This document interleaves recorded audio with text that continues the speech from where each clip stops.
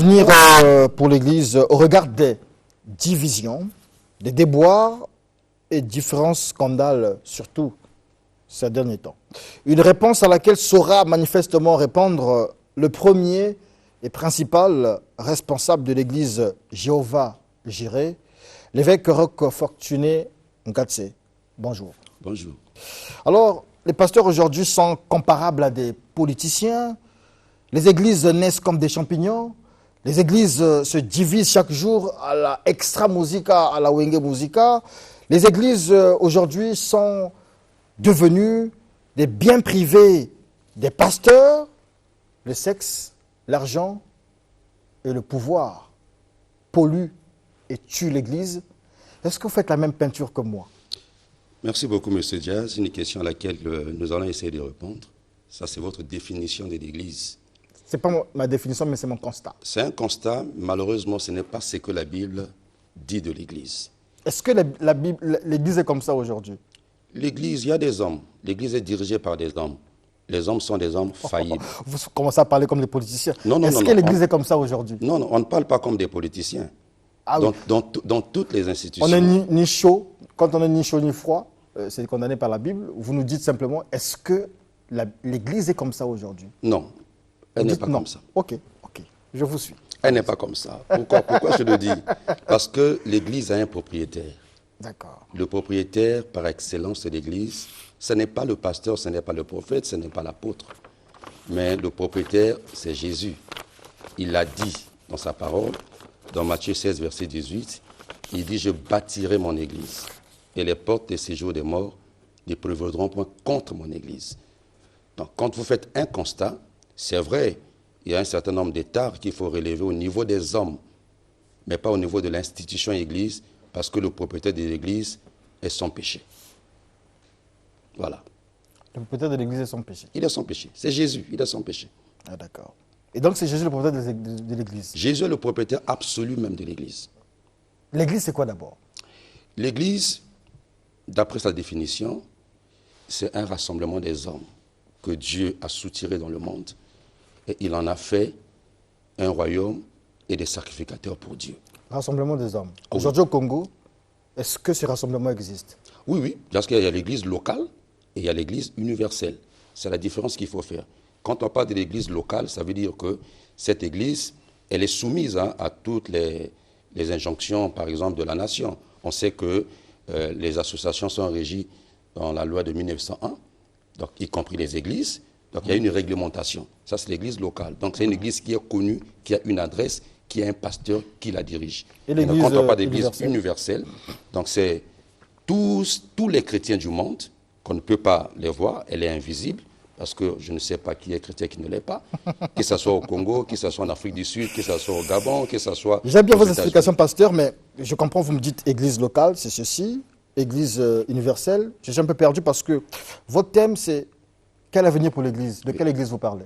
Quand je parle de l'Église, je parle de l'Église en tant qu'institution. C'est-à-dire? C'est-à-dire l'Église qui est bâtie par le Seigneur, le modèle par excellence. Parce que les gens aujourd'hui sont en train de décrire un certain nombre de scandales. C'est juste. On décrit des scandales, mais vous m'avez dit que non, c'est pas comme ça. L'Église n'est pas comme ça. Non, quand on le dit, je parle des hommes. Je suis en train de parler des hommes. Ah parce qu'il faut qu'on s'entende bien, parce que vous m'embrouillez. Ceux qui dirigent l'Église, mon champ de compréhension n'est pas des fertile. hommes. Oui. Dieu n'a pas employé des anges qui habitent le ciel pour venir diriger l'Église. Non, ce n'est pas leur rôle, ce n'est pas leur appel. L'Église est dirigée par des hommes que Dieu a choisis, que Dieu a qualifiés.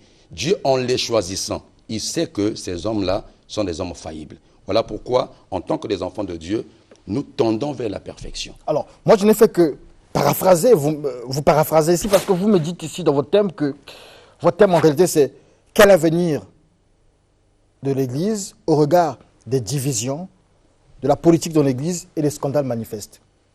C'est cette peinture de l'Église que j'ai eu à faire ici, mais vous m'avez dit que l'Église n'est pas comme ça. Mais finalement, vous vous contredisez vous-même. Non, non, non, je ne contredis pas. Qu'est-ce que je veux dire Lorsque vous dites que l'Église dans les divisions, c'est quelle Église? C'est l'Église locale ou c'est l'Église universelle? Voilà, merci beaucoup pour la question, c'est l'Église locale. L'Église locale, ça veut dire que pour le cas du Congo? Pour le cas du Congo, par exemple. L'église locale. Voilà, l'église locale. Le pourcentage, c'est quoi? Nous, on aime un peu l'image, tout ça. Le pourcentage, on peut dire 80% ou 10%. De quoi? 80%, 10% de quoi? Dans les scandales. Dans les scandales. Bon, moi, je ne saurais faire la lecture, le pourcentage. Ah non, vous êtes le mieux placé pour nous faire la lecture non. ici. Écoutez, regardez, chacun de nous aujourd'hui est appelé par Dieu, n'est-ce pas? Et quand Dieu appelle quelqu'un, l'homme doit faire aussi un effort. Voilà pourquoi Paul dit, je traite durement mon corps pour ne pas être rejeté après avoir prêché aux autres. Donc, le pasteur, qui est aussi chrétien, parce que le pasteur n'est pas un extraterrestre. Ah, c'est ce qu'on nous fait comprendre ici, qu'il est extraterrestre. Il n'est pas comme les autres. Son fauteuil est toujours différent des autres, comme le roi et tout ça. Bon, les autres sont comme des esclaves. C'est pas question de fauteuil, ça c'est une organisation. Ah d'accord, ok. On n'exclut pas l'organisation de l'Église. Parce que ça fait apparaître le pasteur comme un extraterrestre, comme un ange. C'est une fausse conception. Parce que Jésus s'asseyait à même le sol avec ses disciples et tout ça. Non, c'est un faux débat. Il n'y avait pas de... Regardez, voilà. Il faut contextualiser chaque événement, chaque chose, même chaque situation. Voyez-vous, le contexte que Jésus a servi dans son contexte du passé, ce n'est pas notre contexte. Jésus a marché sur les anneaux, Jésus n'avait pas de véhicule, ainsi de suite, mais c'était le véhicule de l'époque. Donc ça, on ne peut pas dire aujourd'hui qu'un pasteur... Et Jésus n'avait pas de véhicule de l'époque à l'époque. Non, véhicule dans notre langage moderne aujourd'hui. Non, c'est-à-dire que s'il y avait un âne et tout ça, Jésus n'en avait pas. Ah, qui t'a dit ça? Non, Jésus n'en avait pas. Qui t'a dit ça? Mais Jésus n'avait même pas de maison, il passait la nuit ici et là. Non. Jésus était comme un moine en fait. Non, c'est pas que c'est comme un moine. Non, je dis comme un moine. Regardez, mais Jésus a quitté sa maison en fait. Regardez. Le toit parental.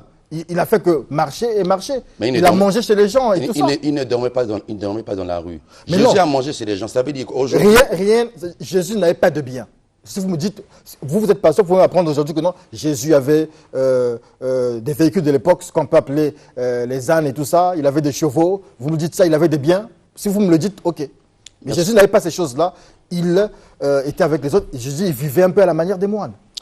C'est vous qui le dites. Dites-moi le contraire, c'est vous le pasteur. Le contraire, c'est lequel? C'est que Jésus... Il avait des biens. Non, attendez, j'arrive. Vous me posez une question, vous me laissez le temps de répondre. Ok. Jésus, il est Dieu. Il est venu avec une mission précise. Il est Ça, venu ça, on le connaît, on le chercher, sait. chercher et sauver ceux qui étaient perdus. Il avait des biens aussi. Mais cependant, j'arrive, Jésus a choisi des hommes. Et au milieu de ces hommes-là, prenez le cas d'une personne comme Joseph d'Arimathée. C'était l'un des disciples de Jésus. Parce que la Bible n'est pas un livre historique pour dire voilà ce que Jésus a fait, voilà ce que Jésus n'a pas fait. Vous ne trouverez nulle part dans la Bible, là, on vous dit que Jésus a dormi sur un lit. Et pourtant, l'homme pour dormir, il doit avoir besoin d'un lit. L'homme pour manger, il doit avoir besoin de l'argent. Il n'y a pas de problème. Jésus avait besoin de toutes ces choses parce qu'il était 100% homme, 100% Dieu. Il a vécu comme nous. Il avait des biens privés, il avait des parcelles et tout ça. Il avait des gens qui l'ont soutenu. Ah, ok. Qui l'ont soutenu. Maintenant, le problème, c'est lequel? Jésus n'a pas bâti l'église en son temps. Il a dit, je bâtirai mon église. Il a lancé, il a posé des jalons. Parce que lui, quand il est venu, il a choisi des gens. Et après qu'il ait fini sa mission, il est reparti. Chez les hommes qu'il a choisis, qu'on appelle les apôtres, et par la suite, nous voyons comment l'église s'est éclatée. Alors, ils ont commencé à faire un grand travail. Ils ont organisé l'église. Voilà pourquoi nous parlons de l'église locale. Ça veut dire que l'église a besoin d'avoir un bâtiment, un lieu là où les gens doivent venir pour prier. D'accord. Merci beaucoup. Mais lorsque vous dites que la politique dans l'église, vous faites allusion à quoi? Alors, quand on parle de la politique dans l'église, très belle question, c'est parce que simplement, beaucoup de nous, des pasteurs, je ne m'exclus pas, nous, des pasteurs, nous confondons la gestion de l'église avec la gestion de la politique. C'est deux institutions différentes. Mais je ne vois pas le lien. Politique, église, le lien. Puisqu'on parle de la politique dans l'église, ça veut dire quoi? Ça veut dire qu'aujourd'hui, même la Bible le dit dans le livre de Jacques, on voit par exemple un ministre, ça vous le savez très bien, à une certaine époque, Dieu a ouvert une brèche très puissante où les autorités ont commencé à venir prier dans nos églises locales. Qu'est-ce que le pasteur en a fait? Ce ne sont pas vos églises, ce sont les églises de Jésus. Je dis qu'on dit nos églises parce que nous sommes des responsables des églises. N'est-ce pas? L'église appartient à Christ, mais Christ a des gens qu'il a établis. Voyez-vous? C'est comme le pays appartient à tout le monde, mais il y a un homme qui dirige ce pays. Il est le père de la nation. Ça, on ne peut pas l'exclure. N'est-ce pas? Alors donc, Jésus, il a établi des gens. Qu'est-ce qui se passe? Quand nous avons vu hier des gens, des autorités arriver dans nos églises locales, qu'est-ce que les pasteurs en ont fait? Alors les pasteurs ont commencé à les élever, à dire voici une brebis. Généralement dans le jargon chrétien, on dit un gros poisson. Et finalement, le politique va commencer à donner des injonctions aux pasteurs.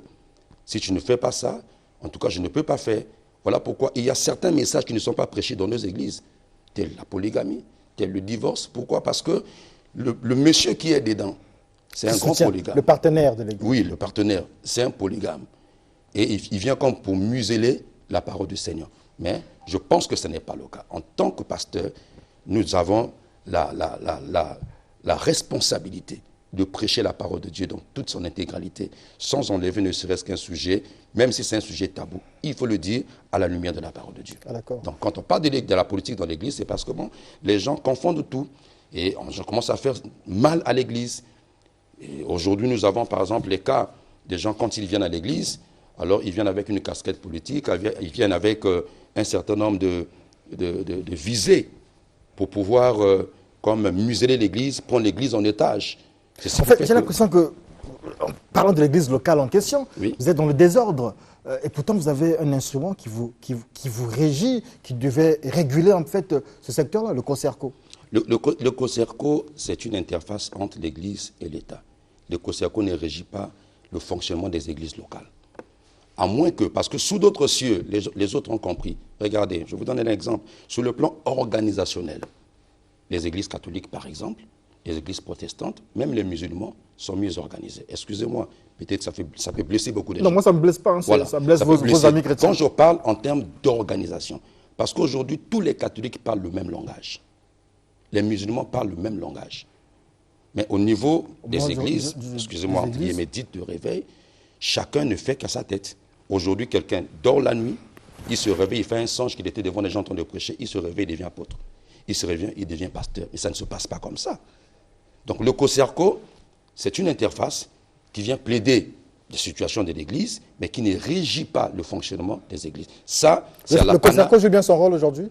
Je ne sais pas. Ah, mais vous faites partie du COSERCO, non? Vous avez reçu les responsables du COSERCO. Faites partie du COSERCO, je ne suis pas l'un des responsables du COSERCO. Faites partie du COSERCO. Pour dire que le COSERCO fait un bon travail ou non. Vous faites partie du COSERCO. Le COSERCO, c'est une institution qui nous représente tous. Vous faites partie? Vous êtes membre là-bas?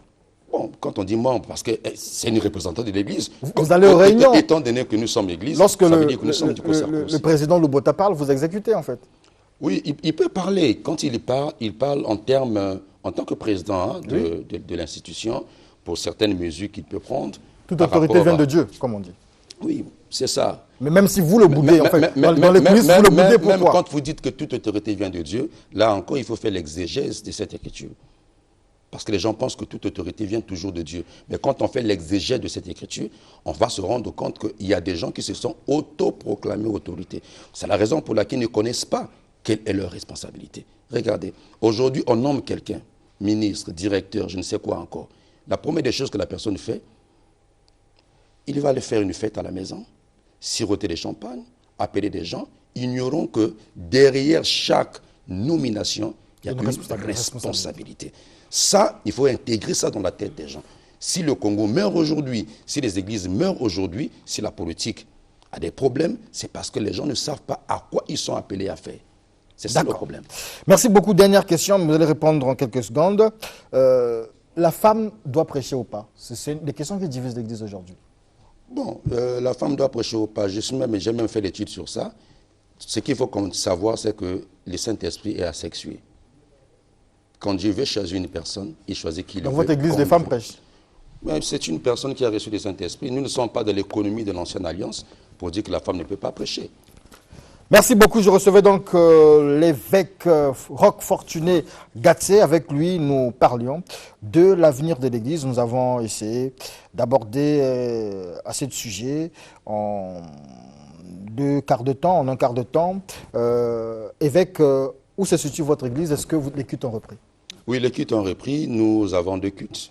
Le premier culte, d'ailleurs, il a déjà commencé. Nous le faisons de 8h jusqu'à 10h30. Et le deuxième culte, c'est à 11h jusqu'à 12h30. L'église est située au 115 de la rue Pangala, avenue Reine-Galefourie, Wenze. D'accord. Vous avez un contact là-bas de l'église? Un contact, oui, c'est le 06 951 01 72. Merci beaucoup. Le plaisir a été le mien, le nôtre, de vous recevoir ici dans Studio 210. C'est une bénédiction pour nous, surtout lorsque nous recevons les hommes de Dieu, les vrais. Est-ce que vous êtes un vrai homme de Dieu? Je pense que oui. D'approximation en balbutiement, l'Église semble avoir failli elle qui voit tout, nous a fait tambour battant des prophéties d'une année 2020 bien réussie et pleine de promesses. Et si Dieu leur a caché l'existence de ce minuscule virus appelé Covid-19, c'est parce qu'il n'est plus avec eux apparemment. Sa parole le clarifie d'ailleurs bien dans cette formule, sinon ce passage. Dieu ne fait rien sans révéler à ses serviteurs les prophètes. Eh bien, si la médecine ou la science tâtonnent encore, si les Nganga et autres animistes n'ont pas pu trouver des solutions définitives contre ce fichu corona, le prophète léger Evrard Benon Tadidi nous dit que rien n'est impossible à Dieu. Et donc, le coronavirus peut tomber si l'Église s'y met. Bonjour, prophète. Bonjour, monsieur le journaliste. Est-ce que ce que je dis, c'est un peu ce que vous pensez? Bon, ben, vous savez, on peut relativiser, hein, parce qu'il y a des gens qui sont intervenus en ce qui concerne cette pandémie. Et aujourd'hui, nous sommes en train de constater comment est-ce que le monde est à terre. Donc, ce n'est pas le prophète léger qui est la solution à ce problème, mais je crois que c'est Dieu, mais en tenant compte de ce que nous pouvons faire comme lecture. Parce que lorsque vous avez des événements qui se produisent, il y a toujours derrière ces événements un arrière-plan prophétique. Parce que ce que nous voyons dans l'histoire a des échos par rapport à la volonté de Dieu et la destinée des hommes sous terre. Et lorsque nous n'appréhendons pas ce qui se passe au regard des événements auxquels nous sommes confrontés, on risque de tâtonner et d'aller dans tous les sens. Et c'est pour cette raison que la parole de Dieu dit que lorsque le peuple n'a point de révélation, il est sans frein. Donc, il ne faut pas dire par là que ceux-là qui sont passés n'ont rien compris. Mais ici, le problème, c'est de savoir qu'est-ce que Dieu veut nous apprendre. D'où viendra la solution? Parce que les gens doivent comprendre. Ensemble, s'accoutumer à la situation présente. Parce que vous remarquerez que les gens semblent oublier que le coronavirus est là et qu'il y a des combats qui se mènent tant au niveau étatique qu'ecclésiastique. Mais quelle est la volonté de Dieu?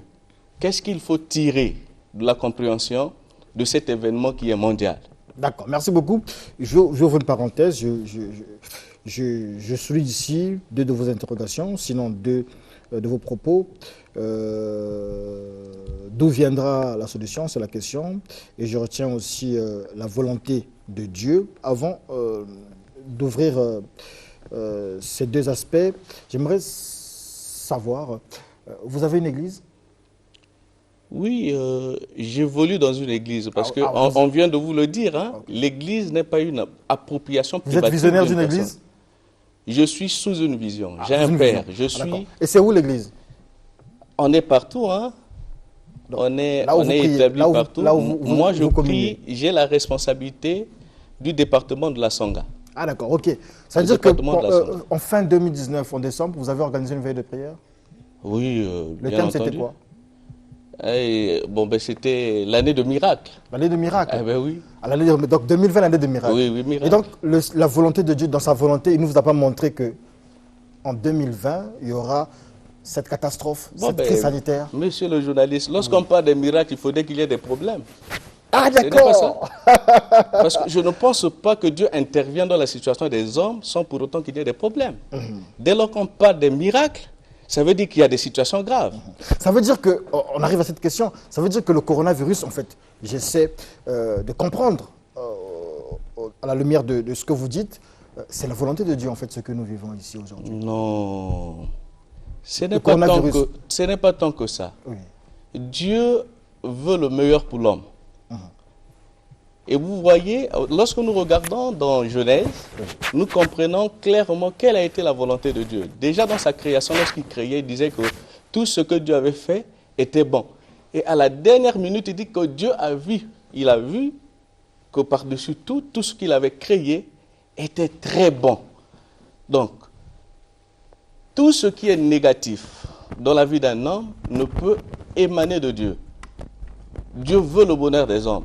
C'est pour cette raison qu'il nous a envoyé Jésus-Christ. Parce que l'homme était engouffré dans le mal, l'homme était dans la perdition. C'est pour cette raison qu'il y a eu un Dieu qui est descendu sur la terre. D'accord. Et il a donné sa vie en sacrifice pour que nous soyons réconciliés avec Dieu. Donc, Dieu veut le bonheur de l'humanité. D'où nous viendra la solution par rapport au Covid-19? En fait, les autres disent la Covid-19, j'ai du mal à le dire. Ah ben oui, vous saviez, c'est un mot nouveau et on s'adapte à pouvoir mettre l'article qui conviendra et les académiciens vont nous dire quel est l'article approprié, mais ça ne pose pas problème. Mais par rapport à la question que vous venez de poser, je dirais une réponse, je vais vous donner une réponse qui va même surprendre parce que c'est même contrairement à ma volonté propre. La solution viendra des hommes de science. Oh, comment ça? Mais Dieu a échoué? Il n'a pas échoué. Mais comment la solution viendra des hommes de science? Mais- Expliquez-nous ça. Mais c'est lui qui est le patron de la science. Il a créé l'homme en lui donnant des capacités intellectuelles et des possibilités pour que ce dernier ait la capacité de pouvoir donner des solutions aux problèmes. Alors, donc tout ce que les personnes nous ont dit ici, là, je suis perdu. Parce que les personnes nous ont promis. Il y a même eu des prières ici pour la nation pour que Dieu fasse Non, quelque mais chose. vous savez que l'Église n'est pas laxiste, hein? L'Église n'est pas attentiste. Chacun de nous doit comprendre quel est son rôle. C'est pour cette raison qu'il y a des tâtonnements. Dieu a établi des prophètes, il a établi des gens dans son Église pour que l'on essaie de donner la direction. Alors, donc Dieu vous a dit que la solution viendra de la science. Bon, En fait, je veux ce comprendre. serait une prétention parce que souvent lorsqu'on parle en termes de Dieu nous a dit, les gens ont tendance à pouvoir croire que Dieu parle avec une voix audible. Non, c'est l'ainsi dit l'Éternel, parce que le prophète, lorsqu'il vient, c'est l'ainsi dit l'Éternel. L'homme Moi, de Dieu, quand il vient, c'est l'ainsi dit Je vous l'Éternel. dis ceci, j'annonce, et je ne contredis pas, parce que c'est le temps qui sera là pour épurer. C'est la science qui trouvera la solution pour ce problème, et l'Église est en prière. Ah, donc, l'Église prie pour que les Eh scientifiques... bien oui, c'est ce qu'il faut faire. Le rôle de l'Église présentement pour cette situation, c'est de prier que Dieu fasse que au plus vite qu'il y ait des solutions idoines qui soient trouvées dans le monde de la science, parce que c'est comme ça que ça se fait. Alors, je veux reposer la question, entre guillemets. Le coronavirus, le Covid-19, punition divine ou bien c'est une maladie comme ça, comme toutes les autres? C'est une maladie au même titre que les autres qui ont jonché l'histoire de l'humanité. Nous avons connu des pestes. Ces maladies-là sont dues au fait de la dégénérescence de la nature humaine. Lorsque le péché est entré dans le monde, il y a eu tout ce que nous sommes en train de voir. Ce n'est pas pour rien que Dieu nous a envoyé son Fils Jésus-Christ. C'est pour nous éviter le désastre à venir. Parce que, oui, je vous le dis, il arrivera un moment où Dieu sera contre l'homme, qui n'aura pas accepté le Christ. Mais ce moment n'est pas encore arrivé. Ah, donc, le coronavirus, ce n'est pas encore le signe des temps de la fin? Non, ce sont des signes des temps de la fin, puisque la Bible en parle. Lorsque vous regardez dans Luc 21, au verset 11, Christ, qui est le prophète par excellence, le propriétaire de son Église, il avait déjà avisé. C'est pour cette raison que souvent c'est étonnant. Aujourd'hui, lorsque les gens disent que non, le coronavirus a surpris même l'Église ou bien des prophètes, c'est parce que nous voulons nous mettre à la place de Dieu. Hébreux 1 nous dit clairement que dans les temps anciens, Dieu a parlé au peuple par des prophètes. Mais en ce temps-là de la fin, il s'est choisi un représentant qui est Christ. Jésus-Christ, c'est le porte-parole de Dieu dans ce temps de la fin. Donc les ministres qui interviennent n'interviennent qu'en fonction de ce que Christ a dit. Nous sommes au temps de la fin. Ben oui. Ça veut dire que, vous l'avez dit aussi, coronavirus, signe du temps de la fin. Donc, Ce sont des signes. Vous savez, Dieu a la capacité d'anticiper sur l'avenir. C'est pour cette raison que nous l'appelons l'omniscient. Donc l'omniscience de Dieu réside dans sa capacité à maîtriser le passé, le présent et l'avenir. Et Christ, étant Dieu incarné sous terre, avisait ses disciples parce qu'il y a une question qui lui avait été posée à la base. Celle de savoir à quel moment on devait rétablir le royaume d'Israël. C'est là que Christ est amené à leur donner des signes pour leur montrer ce qui arrivera dans le monde avant que Christ ne revint. Et parmi ces signes, il a parlé des famines et des pestes. Donc le coronavirus, c'est une peste qui s'ajoute à celles qui ont été déjà connues dans le monde. Merci beaucoup, prophète Léger Edgar Évrard. Merci, Évrard Benota Didi, prophète. Vous pourriez nous rappeler la communauté dans laquelle vous évoluez? J'évolue dans la communauté chrétienne dénommée le Centre évangélique Le Bon Berger. Centre évangélique Le Bon Berger. Donc je suis fils dans la foi et dans le ministère de l'apôtre Clotaire Mondouanga. Ah, d'accord. Et c'est vous qui vous chargez un peu de... oui, j'ai la responsabilité... De la communauté là-bas, dans la Songa. Oui, au niveau du département de la Songa. Ah, oui, toute la Songa. Il y a combien de cellules là-bas? Une seule? En ce moment, nous en avons 2, mais Dieu voulant, vous saviez qu'il y a des nouvelles mesures au niveau étatique qui ont été prises pour des extensions. Donc, nous allons nous mettre en phase avec l'État pour essayer de nous étendre en tenant compte des dispositions légales en vigueur. Merci beaucoup. Ça a été notre plaisir de discuter avec vous sur ces questions, surtout votre regard sur la notion de Covid-19. On en a appris des choses aussi quand même, il faut le dire, surtout que ce n'est pas la colère de Dieu, le Covid-19, c'est une maladie comme les autres. Et puis vous nous dites aussi que la solution viendra des hommes de science, bien que il faut admettre que l'Église prie. L'Église soutienne les scientifiques par les prières. Merci beaucoup. Prophète, on se retrouve certainement à une prochaine occasion. Merci. Tout de suite, donc, le temps du réveil avec le pasteur Ange Alouna de l'Église La Vie en Jésus-Christ. Il nous parlera d'un thème assez bizarre. Non, pas bizarre. Un thème assez, oui, bizarre. Les pleurs de Jésus. Suivant.